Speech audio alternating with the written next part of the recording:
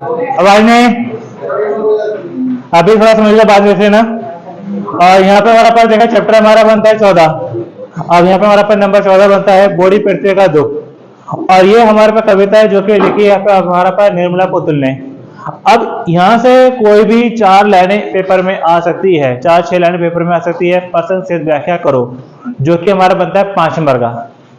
कि हो सकता है कि यहाँ से लेके यहाँ तक इतना हिस्सा आ जाए, या फिर हमारे पास ये 2 लाइनें आ जाए। ये हो सकता है कि यहाँ से हमारा इतना हिस्सा आ जाए, या कहीं से भी अपना जो है कि कुछ 4-6 लाइनें अपना आ सकती है।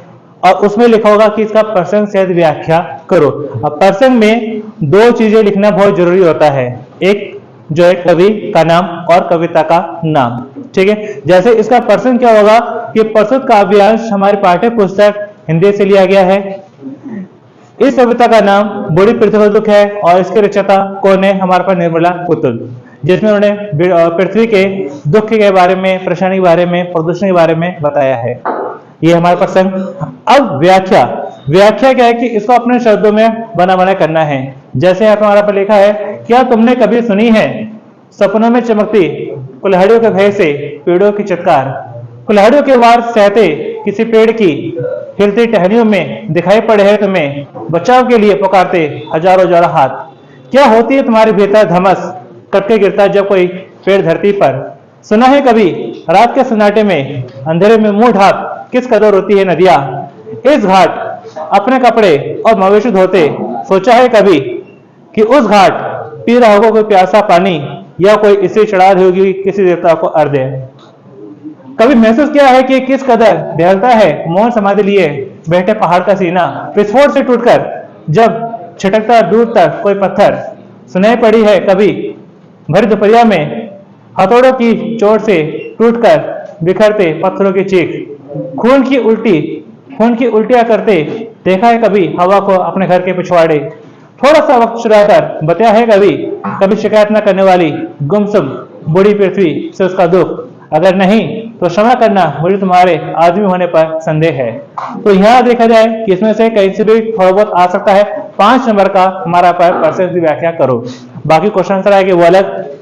क्वेश्चन आंसर देखा बहुत सारे हैं, लेकिन यहाँ पे मैंने अपना जो है 4 ही लिखे हैं जो टॉप मोस्ट इंपॉर्टेंट है। इसके अलावा भी क्वेश्चन है, लेकिन वो ऐसा क्वेश्चन है जिसको अपनी तरह से बना कर सकते हो, लेकिन ये वो क्वेश्चन है जिसको अपना पढ़ोगे तभी अपना कर सकते हो। सबसे पहले सब पर्सन से व्याख्या कर लेते हैं। तो पर्सन मैंने बता दिया कि कैसे लिखते हैं। अब व्याख्या, जैसे क्या तुमने कभी सुना है सपनों में चमकती कुल्हाड़ियों के भय से पेड़ों की चित्कार। तो यहाँ क्या है कि कहा गया है जैसे हम मनुष्य को अपना रात को सोने पर सपने आते हैं, तो वैसे यहाँ पे हमारा पेड़ों को भी सपने आते होंगे। हम अपना मनुष्य कुछ बुरे सपने देखकर डर जाते हैं, अपना बुरे सपने देख हम अपने डर जाते हैं, ठीक है, डर जाते हैं और अपना हमारी नींद खुल जाती है। वैसे इसमें हमारा बताया जाता है कि पेड़ है, पेड़ों को भी अपना सपने आते होंगे।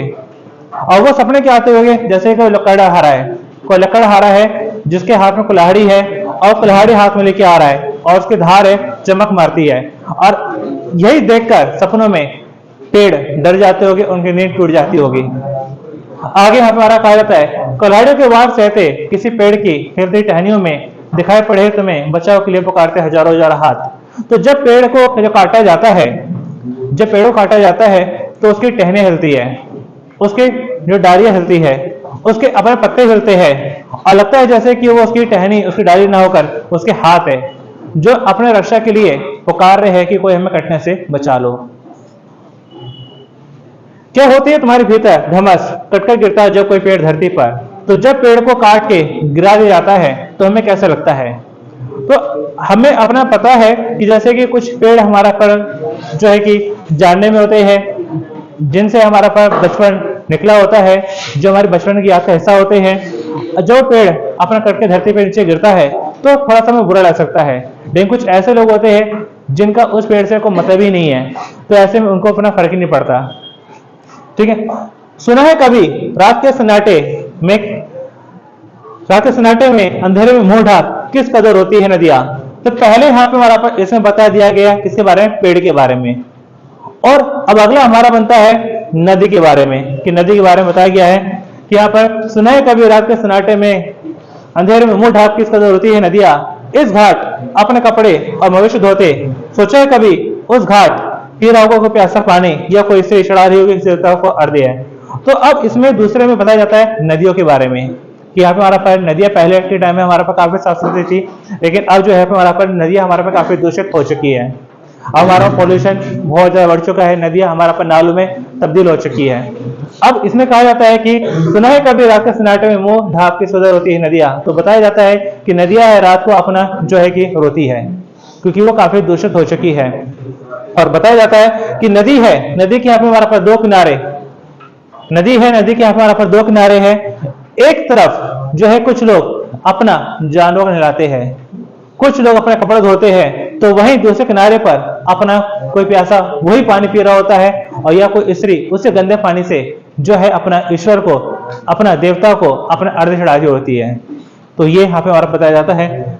आगे अब तीसरी हमारा बनता है पहाड़ के बारे में। पहला पेड़, दूसरा नदी, और तीसरा हमारा पहाड़। कभी महसूस किया है कि किस कदर दहलता है मौन समाधि लिए बैठे पहाड़ का सीना, विस्फोट से टूटकर जब छटकता दूर तक कोई पत्थर। सुनाई पड़ी है कभी दोपहरिया में हथौड़े की चोट से टूटकर बिखरते पत्थरों की चीख। तो अब यहाँ पे हमारे पास बताया जाता है कि यहाँ पे हमारा पास से हमारे पास ऐसे पहाड़ है, वो पहाड़ हमारे पास वैसे बना रखी है उन्होंने अपनी जगह, जैसे कि हमने अपने ऋषियों मुनियों के बारे में सुना है, देखा है, ठीक है, कि जब अपना कोई ऋषि मुनि अपना ध्यान लगा के बैठता है तो अपनी जगह से हिलता नहीं है, आसपास में जो भी कुछ होता है उससे कोई मतलब भी नहीं है। तो यह लगता है कि जैसे कि पहाड़ ने भी अपना समाधि लगा ली है, अपनी जगह वो बैठ गया है, लेकिन हम मनुष्य ने क्या करा कि अपने आवश्यकताओं को पूरा करने के लिए, अपने लालच को पूरा करने के लिए, अपनी जरूरतों को पूरा करने के लिए पहाड़ को भी नहीं छोड़ा। पहाड़ों में से हमने काट के रास्ते बना दिए, सुरंग बना दी है, और जब इन पहाड़ों को काटा जाता है तो पत्थर टूट के अलग होते हैं, और जब पत्थर टूट के अलग होते हैं तो लगता है जैसे पत्थर टूट के जो अलग हो रहे हैं और उनके अलग होने की जो आवाज आ रही है, टूट कर गिरने की जो आवाज आ रही है, लग रहा है जैसे कि वो पत्थर की अपना दर्द की पुकार है, उसकी दर्द की पुकार है। आगे खून की उल्टी करते देखा है कभी हवा को अपने घर के पिछवाड़े। तो अब यहाँ पे हमारा पर जो है कि अगला नंबर आता है हमारा पास किसका, हवा का, कि हमारे पास जो अगला नंबर हमारा किसका आ रहा है, हवा का आ रहा है, कि इसमें बताया जाता है कि हवा यहाँ पे हमारा पर क्या हो गई है, काफी दूषित हो गई है। नीचे नीचे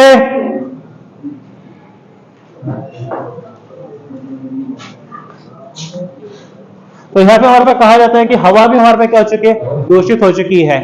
कहा गया है यहाँ पर खून की उल्टे करते देखा कभी हवा को घर में पिछवाड़े। तो अपना देखा होगा कि अक्सर जो है कि कुछ लोगों को खून की उल्टी होती है, और ये ऐसा तब होता है, मोस्टली तब होता है जब उन्हें अपनी बीमारी होती है हमारा पर टीबी की, ट्यूबरक्लोसिस, ठीक, जिसे अपना कहते हैं क्षय रोग। तो जब क्षय रोग होता है, किसी को टीबी होती है, तो कई बार अपना क्या होता है, जैसे उल्टी आती है तो उल्टी में खून भी आ जाता है, और लग रहा है जैसे कि हवा है, हवा में ये जो धुआं है, ये धुआं ना होके उसका क्या है कि अपना ये खून है, तो उसका एक प्रदूषण नहीं है, ठीक है।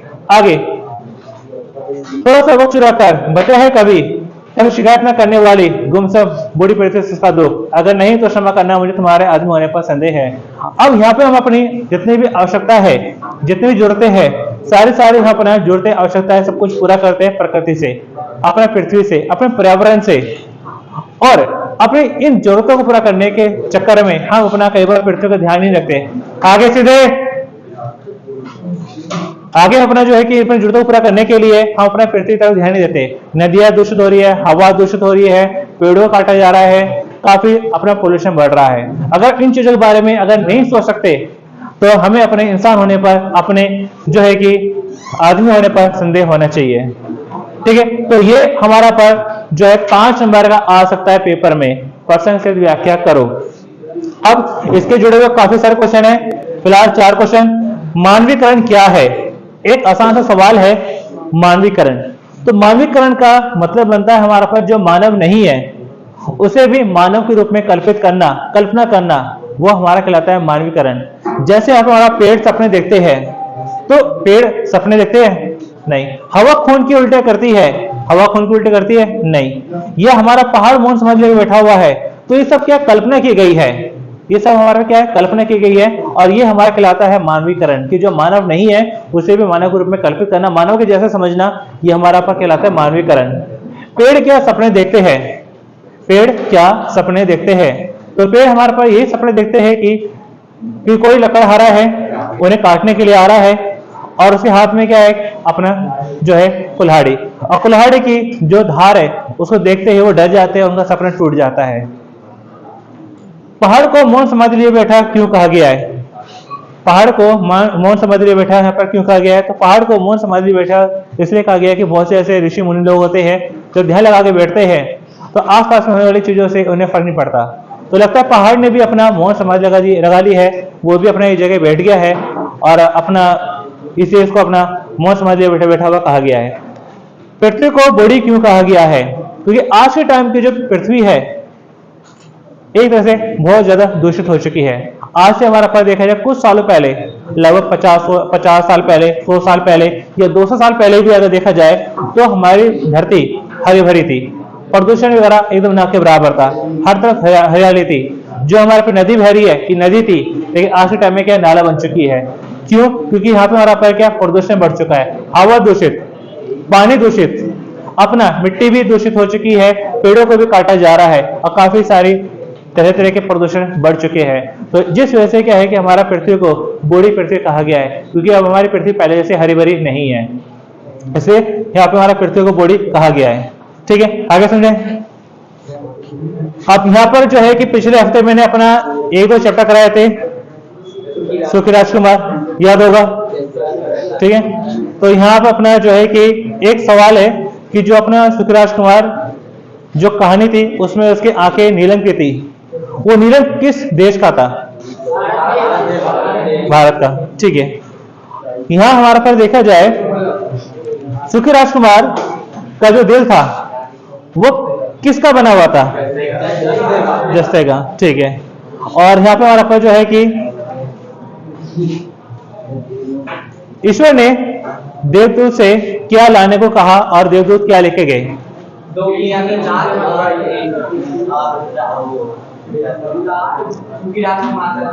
सुखी राजकुमार दिल और अपना गौरिया की लाश।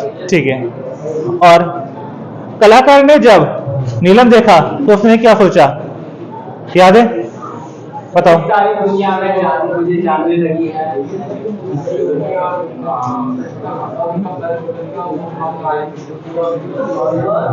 ठीक है, कलाकार ने जब नीलम देखा तो उसने सोचा कि लगता है कि अब लोग मेरा मूल्य आ गए हैं, कि मेरी वैल्यू समझ गए हैं, मेरा मूल्य समझ गए हैं, अब मैं अपना नाटक पूरा करके ही दम लूंगा। ठीक है, और जब लड़की ने नीलम देखा, जो चिड़िया ने जो छोटी लड़की को अपने नीलम दिया, तो लड़की ने क्या सोचा, याद है किसी को? जो लड़की के हाथ में नीलम आया तो उसने क्या सोचा?